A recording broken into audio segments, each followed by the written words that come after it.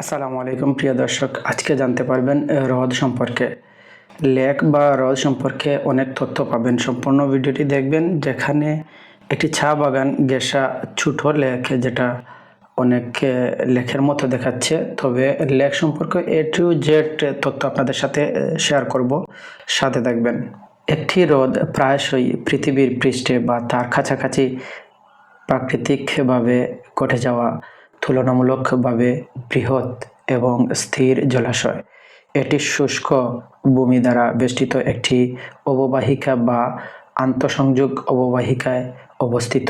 হ্রদগুলি সম্পূর্ণরূপে স্থলে অবস্থিত এবং সমুদ্র থেকে পৃথক, যদিও নদী দ্বারা সমুদ্রের সাথে সংযুক্ত থাকতে পারে।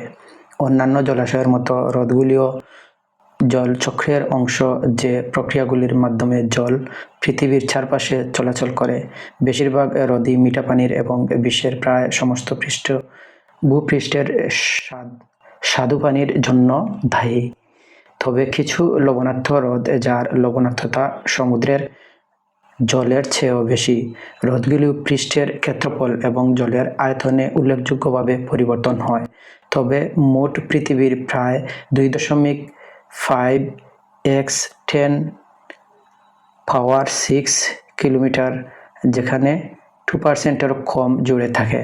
হ্রদগুলি সাধারণত পুকুরের চেয়ে বড় এবং গভীর হয়, যা স্থলভাগে জলে ভরা অববাহিকাও, যদিও দুটি দিকে আলাদা করার জন্য কোনো সরকারি সংজ্ঞা বা বৈজ্ঞানিক মানদণ্ড নেই।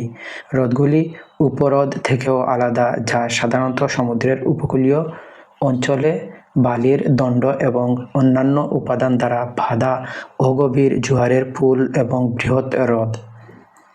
বেশিরভাগ হ্রদ ঝর্ণা দ্বারা পুষ্ট হয় এবং খাল এবং নদী উভয় পুষ্ট এবং নিষ্কাশিত হয়, তবে কিছু হ্রদ কোনো বহিঃপ্রবাহ ছাড়াই এন্ডোরহেইক, এবং যখন আগ্নেয়গিরির হ্রদ সরাসরি বৃষ্টিপাতের প্রবাহ দ্বারা ভরা হয় এবং কোনো প্রবাহ থাকে না। হ্রদ সাধারণত পাহাড়ি এলাকা অর্থাৎ আলপাইন হ্রদ, সুপ্ত আগ্নেয়গিরির গর্ত, ফাটল অঞ্চল এবং চলমান হিমবাহযুক্ত অঞ্চলে পাওয়া যায়। অন্যান্য হ্রদগুলি অবনমিত ভূমিরূপে বা পরিপক্ক নদীর প্রবাহ বরাবর পাওয়া যায়, যেখানে ক্ষয়প্রাপ্ত প্লাবনভূমি এবং জলাভূমি দ্বারা গঠিত অববাহিকার উপর একটি নদীর প্রবাহ প্রশস্ত হয়েছে। কিছু হ্রদ ভূগর্ভস্থ গুহাও পাওয়া যায়। বিশ্বের কিছু অংশে গত বরফ যুগের অবশিষ্ট শৃঙ্খল নিষ্কাশন ব্যবস্থার দ্বারা গঠিত অনেক হ্রদ রয়েছে। সমস্ত হ্রদ দীর্ঘ সময় ধরে অস্থায়ী, কারণ এগুলি ধীরে ধীরে পলি দিয়ে পূর্ণ হবে অথবা অববাহিকা থেকে বেরিয়ে আসবে। কৃত্রিমভাবে নিয়ন্ত্রিত হ্রদগুলিকে জলাধার বলা হয় এবং সাধারণত শিল্প বা কৃষি ব্যবহারের জন্য, জলবিদ্যুৎ উৎপাদনের জন্য, গার্হস্থ্য পানীয় জল সরবরাহের জন্য, পরিবেশগত এবং বিনোদনমূলক উদ্দেশ্যে এবং অন্যান্য মানবিক কার্যকলাপের জন্য নির্মিত হয়। হ্রদ শব্দের ব্যুৎপত্তি, অর্থ এবং ব্যবহার। লেক শব্দটি এসেছে মধ্য ইংরেজি লেক, পন্ড, ওয়াটারওয়ে, পুরাতন ইংরেজি লেকু, পন্ড, পুল, স্ট্রিম, প্রুটো জার্মানিক লেকো, পন্ড, ডিচ, ধীর গতিতে চলমান স্রোত থেকে, প্রুটো ইন্দো ইউরোপীয় মূল লেক, লিক করা, নিষ্কাশন করা থেকে। শব্দের অর্থ হল ডাচ লেক, হ্রদ, পুকুর, ডিচ, মধ্য নিম্ন জার্মান লেক, নদীর তলদেশে জমা জল, পুকুর। যেমন এখানে দেখতে পাচ্ছেন লিক এর সাথে সম্পৃক্ত। এখানে হ্রদ এবং পুকুরের মধ্যে পার্থক্য নির্ধারণের ক্ষেত্রে যথেষ্ট অনিশ্চয়তা রয়েছে এবং বৈজ্ঞানিক শাখা বা রাজনৈতিক সীমানা জুড়ে কোনো শব্দটিরই আন্তর্জাতিকভাবে গৃহীত সংজ্ঞা নেই। উদাহরণস্বরূপ, জীববিজ্ঞানীরা হ্রদকে এমন জলাশয় হিসেবে সংজ্ঞায়িত করেছেন যা কেবল একটি পুকুরের বৃহত্তর সংস্করণ, যা উপকূল রেখায় তরঙ্গ ক্রিয়া থেকে করতে পারে এবং যেখানে বায়ু পরিচিত অশান্ত জলস্তম্ভের মিশ্রণ প্রধান ভূমিকা পালন করে। সংজ্ঞাগুলি কোনোটি পুকুরকে সম্পূর্ণরূপে বাদ দেয় না এবং সমস্ত পরিমাণ করা কঠিন। এই কারণে পুকুর এবং হ্রদকে পৃথক করার জন্য সহজ আকারভিত্তিক সংজ্ঞাগুলি ক্রমবর্ধমানভাবে ব্যবহার হচ্ছে। 2 হেক্টর বা 5 একর থেকে 4 হেক্টর বা 20 একর পর্যন্ত জলাশয়ের জন্য ন্যূনতম আকারে হ্রদের পরিসরে প্রাণী বস্তুবিদ চার্চ 99 একর বা তার বেশি জলাশয় হিসেবে বিবেচনা করেছিলেন। লেক আয়ারের মতো বৈশিষ্ট্য বর্ণনা করার জন্য লেক শব্দটি ব্যবহার করা হয়, যা বেশিরভাগই সময় একটি শুষ্ক অববাহিকা থেকে, কিন্তু মৌসুমী পরিস্থিতিতে ভারী বৃষ্টিপাতের ফলে এটি ভরাট হয়ে যেতে পারে। সাধারণত অনেক হ্রদের নাম পুকুর শব্দটি দিয়ে শেষ হয়। লেক দিয়ে শেষ হওয়া কম সংখ্যক নাম আদা প্রযুক্তিগতভাবে পুকুর। একটি পাঠ্যপুস্তক এবং বিষয়টিকে নিম্নলিখিতভাবে বর্ণনা করা যায়। উদাহরণস্বরূপ, ইংল্যান্ডে প্রায় প্রতিটি হ্রদকে একটি পুকুর বলা হয়, যেখানে উইসকনসিনে প্রায় প্রতিটি পুকুরকে একটি হ্রদ বলা হয়। একটি জলবিদ্যা বই হ্রদ শব্দটিকে নিম্নলিখিতভাবে 5টি বৈশিষ্ট্য সহ জলাশয় হিসেবে সংজ্ঞায়িত করার প্রস্তাব রয়েছে। প্রথমত, এটি প্রণালী দ্বারা সংযুক্ত এক বা একাধিক অববাহিকা আংশিক বা সম্পূর্ণরূপে পূরণ করে। 2 নম্বর হচ্ছে, এর সকল অংশে মূলত একই জলস্তর রয়েছে। বাতাসের কারণে সৃষ্ট তুলনামূলকভাবে স্বল্পস্থায়ী পরিবর্তন, বরফের আচ্ছাদনের পরিবর্তন এবং বৃহৎ জলপ্রবাহ ইত্যাদি ছাড়া।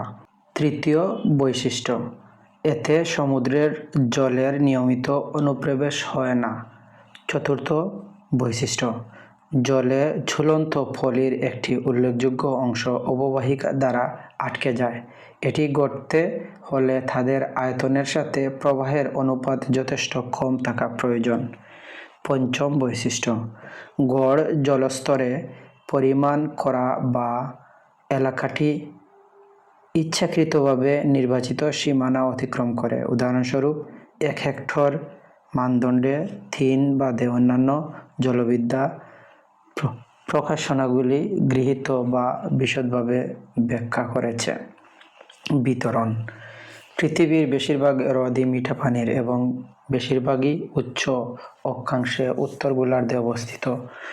বিকৃত নিষ্কাশন ব্যবস্থা এবং কানাডায় আনুমানিক 31,752টি হ্রদ রয়েছে, যার পৃষ্ঠভূমি 1 বর্গ কিলোমিটার 1.2 বর্গ মাইল এর চেয়ে বড়। কানাডায় মোট হ্রদের সংখ্যা অজানা, তবে কমপক্ষে 2 মিলিয়ন বলে অনুমান করা হয়েছে। ইংল্যান্ডে 500 বর্গমিটার, যেখানে 5,400 বর্গফুট বা তার চেয়ে বড় 1,68,000টি হ্রদ রয়েছে। তার মধ্যে 57,000টি বড় এবং 10,000 বর্গমিটার বা 1,10,000 বর্গফুট তার চেয়ে বড়। বেশিরভাগ হ্রদে নদী বা স্রোতের আকারে কমপক্ষে একটি প্রাকৃতিক বহিঃপ্রবাহ থাকে, যা অতিরিক্ত জল নিষ্কাশনের অনুমতি দিয়ে একটি হ্রদ গড় স্তর বজায় রাখে। কিছু হ্রদের প্রাকৃতিক বহিঃপ্রবাহ থাকে না এবং কেবল বাষ্পীভবন বা ভূগর্ভস্থ জলস্তরের মাধ্যমে অথবা উভয়ের মধ্যেই জল হারায়। এগুলিকে এন্ডোরহাইক হ্রদ বলা হয়। অনেক হ্রদ কৃত্রিম এবং জলবিদ্যুৎ উৎপাদন, নান্দনিক উদ্দেশ্য, বিনোদনমূলক উদ্দেশ্য, শিল্প ব্যবহার, কৃষি ব্যবহার বা গার্হস্থ্য জল সরবরাহের জন্য নির্মিত হয়। পৃথিবীতে হ্রদের সংখ্যা অনির্ধারিত কারণ বেশিরভাগ হ্রদ এবং পুকুর খুবই ছোট এবং মানচিত্র বা উপগ্রহ চিত্রে দেখা যায় না।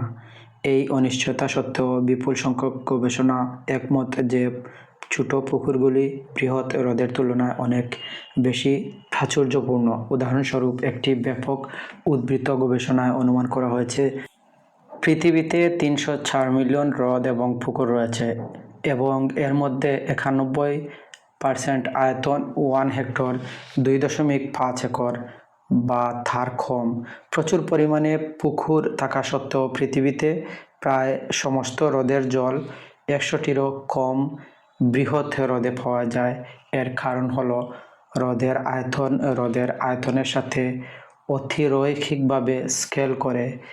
টাইটান ছাদে বহির্জাগতিক হ্রদ রয়েছে যা শনি গ্রহকে প্রদক্ষিণ করে। টাইটানের হ্রদের আকৃতি পৃথিবীর হ্রদের মতোই। মঙ্গল গ্রহের পৃষ্ঠে পূর্বে হ্রদ ছিল এবং এখন শুষ্ক হ্রদ স্তর। প্রকারভেদ 1957 সালে জি. এভলিন হাচিনসন শিরোনামে এ ট্রিটাইস অন লিম্নোলজি শিরোনামে একটি মনোগ্রাফ প্রকাশ করে, যা সকল প্রধান হ্রদের প্রকারভেদ, তাদের উৎপত্তি, রূপগত বৈশিষ্ট্য এবং বণ্টনের একটি যুগান্তকারী আলোচনা এবং শ্রেণীবিভাগ হিসেবে বিবেচিত হয়। হাচিনসন তার প্রকাশনায় হ্রদের উৎপত্তি সম্পর্কে একটি বিস্তৃত বিশ্লেষণ উপস্থাপন করেন এবং তাদের উৎপত্তি অনুসারে হ্রদের একটি ব্যাপকভাবে গৃহীত শ্রেণীবিভাগ কী তা প্রকাশ করেন। এই শ্রেণীবিভাগ 11টি প্রধান হ্রদের প্রকারভেদকে স্বীকৃতি দেয়, যা 76টি উপপ্রকারকে বিভক্ত করে। 11টি প্রধান হ্রদের প্রকারভেদ হল: টেকটনিক হ্রদ, আগ্নেয়গিরি হ্রদ, হিমবাহ হ্রদ, নদী তীরবর্তী হ্রদ, দ্রবণ হ্রদ, ভূমিধস হ্রদ, এওলিয়ান হ্রদ, উপকূলীয় হ্রদ, জৈব হ্রদ, মানবসৃষ্ট হ্রদ, উল্কাপিণ্ড হ্রদ ইত্যাদি।